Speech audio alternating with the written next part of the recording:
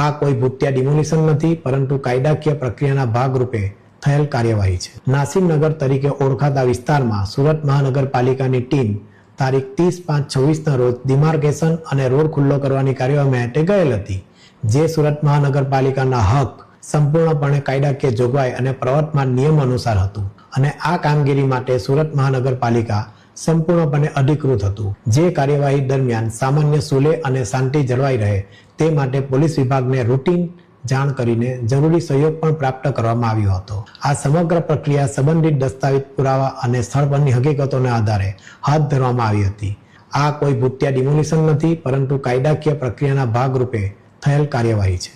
આ કામગીરી દરમિયાન થયેલી ઘટનાને લઈને માનનીય મ્યુનિસિપલ કમિશનર દ્વારા એક તપાસ સમિતિની રચના કરવામાં આવી છે. ડિમોલિશન સંબંધિત તમામ મુદ્દાઓ અંગે નિષ્પક્ષ તપાસ ચાલી રહી છે.